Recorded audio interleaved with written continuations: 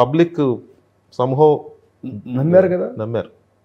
రేపు ఏ విధంగా ఇదొక ఎగ్జాంపుల్. ఇప్పుడు మీరేమో జరిగిన రాజకీయాలు, నేరస్తులు రాజకీయాలు, దాని గురించి మీరు ఆవేదనగా మాట్లాడుతున్నారు.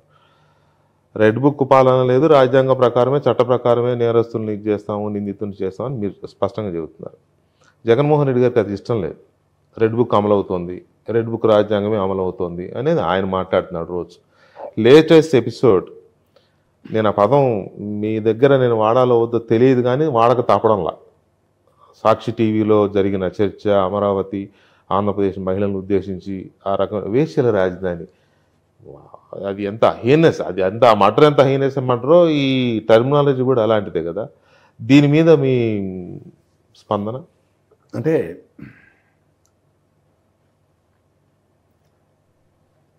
ఒక్కొక్కసారి బాధ, ఆవేదన, కోపం, లేకుంటే ఇలాంటి దరిద్రమైన రాజకీయ నాయకులతో మనం రాజకీయం చేయాల్సి వస్తుందనే ఆలోచన కూడా వస్తుంది.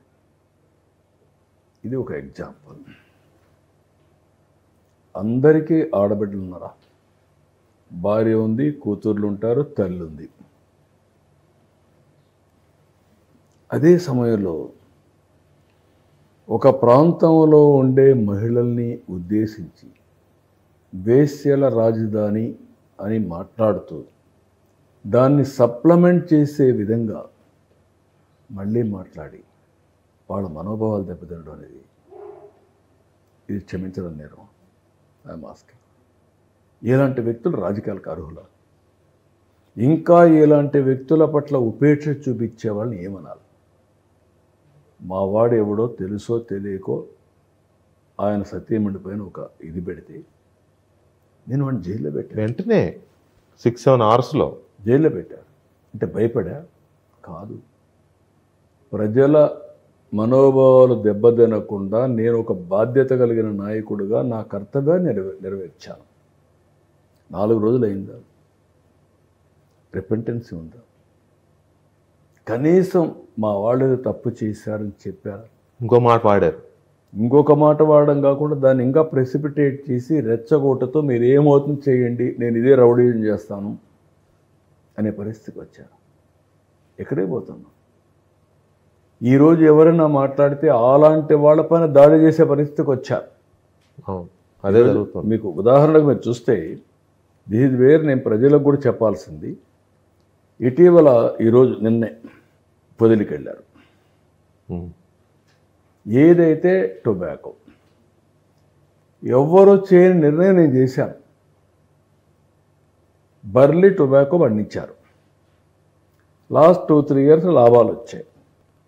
లాభాలు వచ్చాయి కాబట్టి ఎక్కువ వేశారు. ఈసారి ఎక్కడ డిమాండ్ లేదు. న్యాచురల్గా జరిగేది అది every time.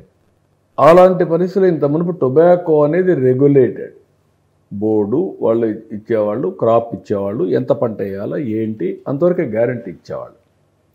Burley tobacco other than tobacco board control ఇది. వీళ్ళు వేసుకున్నారు, వాళ్ళకి లాభాలు వచ్చాయి. ఈసారి వేసిన తర్వాత మొత్తం మునిగిపోయే పరిస్థితికి వచ్చారు. నేను మార్కెట్ రేట్ చూసి నష్టం కాకూడదని 12,000 రూపాయలు క్వింటాల్కి నేను డిసైడ్ చేసి మార్క్ఫెడ్ అవసరమైతే ఎవరెవరు సహకరిస్తారో ఎక్స్పర్ట్స్ అందరినీ తీసుకొని ఒక మెకానిజం ఎస్టాబ్లిష్ చేసి, మార్క్ఫెడ్కి అనుభవం లేదు కానీ మీనమేషాలు వేస్తే రైతులు మునిగిపోతారు. ఇమ్మీడియట్గా కొనుగోలు ప్రారంభించాం. నువ్వు అక్కడికి పోయావు. ఏంటి బల ప్రదర్శన? ఎవరు నువ్వు?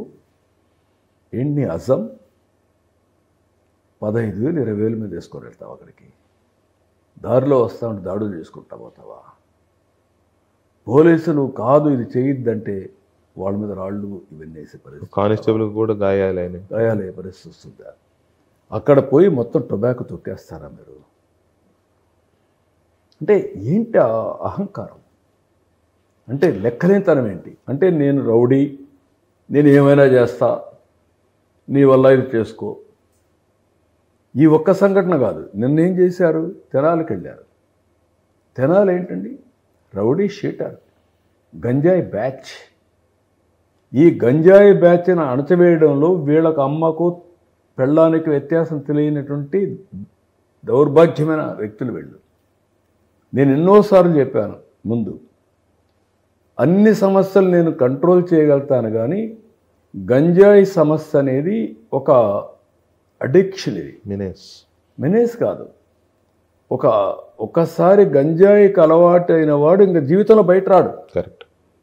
నేను మొన్న తెలంగాణలో నేను అపోజిషన్లో ఉన్నప్పుడు ఒక వీడియో చూశాను, నేను చాలాసార్లు కోట్ చేశాను. ఒక తల్లి గంజాయికి అలవాటైనటువంటి కొడుకుని రోడ్డు మీద చెట్టుకు కట్టేసి నీళ్లు పోసి వాడిని కొట్టి, నువ్వు మారవరా, నువ్వు నా కొడుకు కాదు, నువ్వు సచ్చినప్పుడు ఒకటేరా నువ్వు అని ఆవేదన పడిందంటే ఆ తల్లి ఆవేదన మనం అర్థం చేసుకోవాలి కదా. అలాంటి గంజాయి రాష్ట్రంలో ఒక పంట చేసి దేశానికి ఉత్పత్తి చేసి ఒక్కరోజు సమీక్ష పెట్టకపోతే ఈరోజు ఈగల్ వ్యవస్థ పెట్టాం, సెటిలైట్ ద్వారా తెప్పించాం, గంజాయిని టోటల్గా ఎరాడికేట్ చేస్తున్నాం, వేరే రాష్ట్రాల నుంచి వస్తూ ఉంది. ఈ గంజాయి తీసుకున్నాడు, కానీ ఇటీవల కాలంలో ఈ టెక్నాలజీ కూడా వచ్చింది. టెక్నాలజీ వచ్చి పోర్న్ ఫిల్మ్స్ చూసేస్తున్నారు ఈ పోరుగాళ్ళందరూ. వీడు గంజాయి ప్లస్ ఇది విచ్చలెడతనం వచ్చింది. దీంతో అమ్మాయిలంటే లెక్కలేనితనం వచ్చేసింది. ఇది ఒక పెద్ద మెనేస్ అయితే ఒక బాధ్యత కలిగిన రాజకీయ నాయకుడుగా, ఒక మాజీ ముఖ్యమంత్రిగా సిగ్గుపడాలి. నేను ఆ రోజు ఏం చేశాను, ఏమడిగాం, డ్రగ్స్ వస్తున్నాయని అడిగితే మా ఆఫీస్ మీద దాడి చేస్తావా అంటే కండ కవరం కాకపోతే ఏంటి ఇవన్నీ చేసావు.